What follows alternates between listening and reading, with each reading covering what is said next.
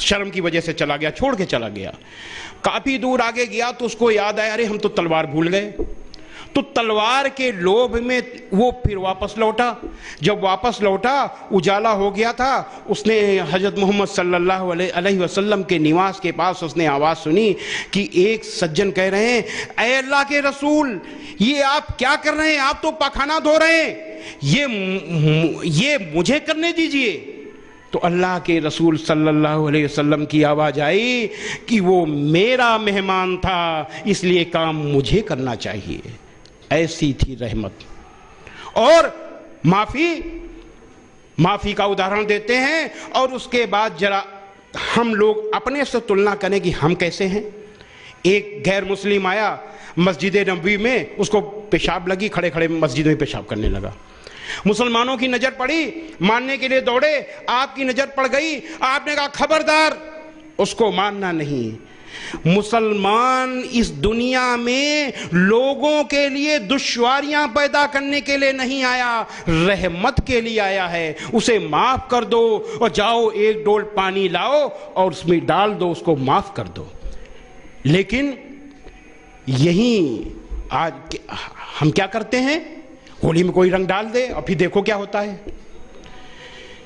तो ये आखिर हम क्यों नहीं उन आदर्शों को स्वीकार करते, हम क्यों उन आदर्शों को नहीं मानते जो दिल जीतने वाले हैं।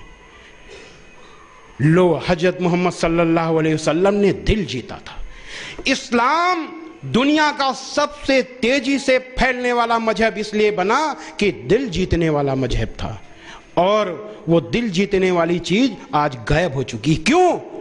क्योंकि दुनिया के मुसलमान कुरान, हदीस और हजरत मोहम्मद सल्लल्लाहु अलैहि वसल्लम के दिखाए रास्ते से हट चुके हैं।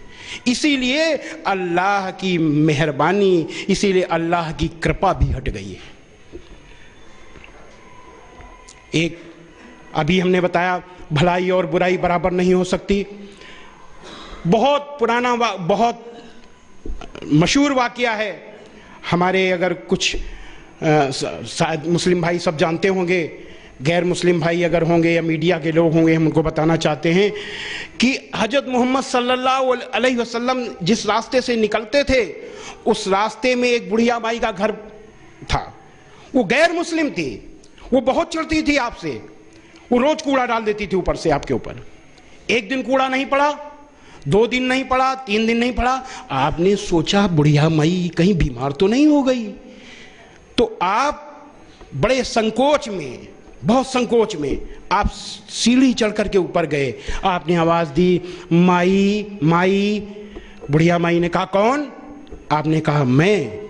ओ बुढ़िया माई सुनते ही बहुत तेजी से नाराज हुई, अरे मोहम्मद कैसे आए? आपने कहा माई, बहुत नम्रता से, माई आपने 3 दिन से मेरे ऊपर कूड़ा नहीं फेंका, मैंने सोचा कहीं आप बीमार तो नहीं हो गई। इतना सुनना था कि बुढ़िया माई फूट फूट कर रोने लगी, कहने लगी, अरे मोहम्मद मैं कितनी बुरी हूं, आप कितने अच्छे हो, मैं आपके ऊपर कूड़ा फेंकती थी और आप मेरा हाल लेने आए हो। और ये कहते कहते अंतिम समय आपकी अनुयायी बन गई। भलाई और बुराई बराबर नहीं हो सकती, तो लोगों की सख्त बातों का ऐसे तरीके से जवाब दो जो बहुत अच्छा हो। ऐसा करने से तुम देखोगे कि जिसमें और तुम में पहले दुश्मनी थी, अब वो तुम्हारा गहरा दोस्त है। हजरत मोहम्मद सल्लल्लाहु अलैहि वसल्लम ने ऐसे दोस्त बनाया।